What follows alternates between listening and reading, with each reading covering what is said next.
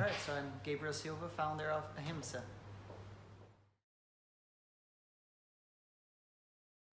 So I guess compared to where I come from, very interior of Brazil, I see that the vegan scene here is a lot more mature.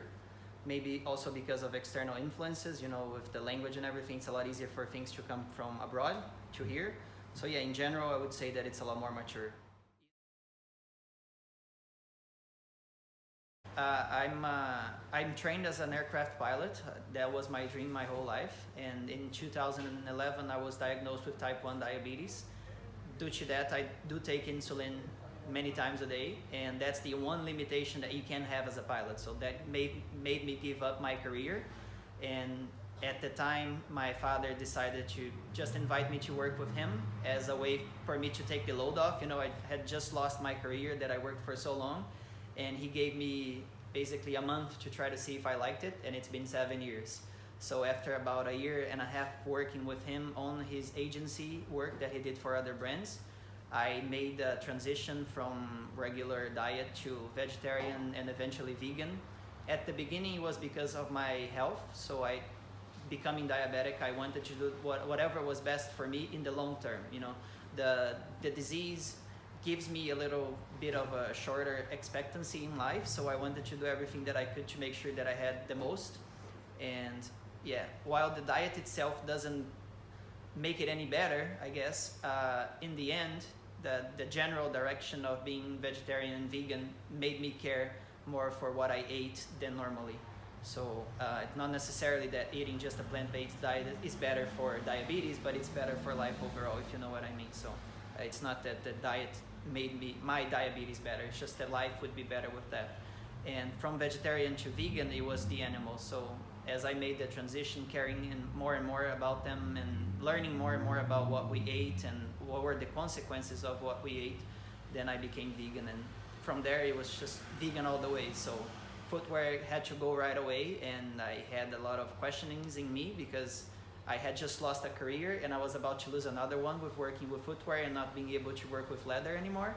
So in that mix of choosing what you wear and what you do, I said, there has to be vegan shoes somewhere in the world, you know? So that stuck to me for a few months, I guess, and me not realizing that the solution was right there. So yeah, after I guess some deep thinking, I just realized that I could make vegan shoes. You know, I had the knowledge and I had the demand for it. So a lot of other people might have the same desire and necessity. So it was combining both things, I guess, what I wanted in life and what I already knew.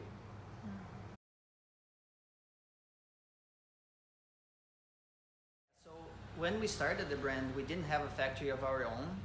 Because of the connections that I had, we decided in the beginning that it was easier for us to source with other manufacturers. You know, it would be a lower cost as well than to start our own factory right away. So we came up with the concept of doing a few styles, trying out the idea, seeing what customers actually found of our products. And after 6 months, we decided to move with our own factory because of our care for the workers. So we needed to know that we were in a vegan environment, that they had access to the best possible salaries, the best possible tools, the best possible working conditions. So the only way for us to guarantee that it was having our own factory. Like working with another manufacturer, we could always ask questions, we could always visit them, but we wouldn't be there 24/7. So after our production was over, did they keep the same standards? You know, because the workers weren't there just for us. So having our own factory, we could guarantee it throughout the month, throughout the year, that the workers were being taken care of.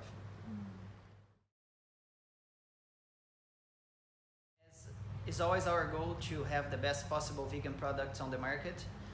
We still have a long way to go to cover every single footwear type. And with that, we keep expanding the range. So now we did a big push for fall and winter, which you're gonna get pretty soon. And our focus is to be expanding on that line, trying to cover every single product style that we can, and with that, iterate, make it better all the time. So sourcing materials and making just new types of products that are always getting better. So I have 3 dogs, but one is missing, and I have a cat as well. So it was really sad at the same time that I lost one, but I was able to rescue so many looking for her. And the cat, for example, that's with me right now, and one of the dogs as well, are both at my home because I've been searching for my dog for almost 3 years. Yeah, so I'm always looking for her and trying to bring more home as well. Yeah.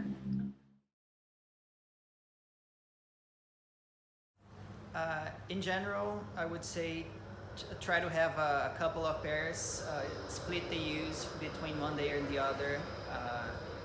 Our shoes, if they're canvas, they're really easy to take care of. Basically, you can machine wash them if needed.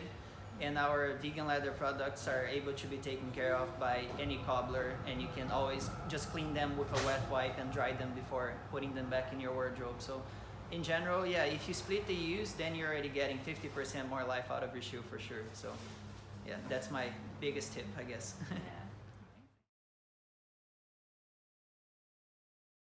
I'm big fan of all the boots that we make, especially the wingtips as I'm wearing one, or the work boots. Like if you see me out and about, I will always have them on me. You know, I have a couple of different pairs, mainly cognac. I'm trying the espresso now, but mainly cognac, and I wear them every day.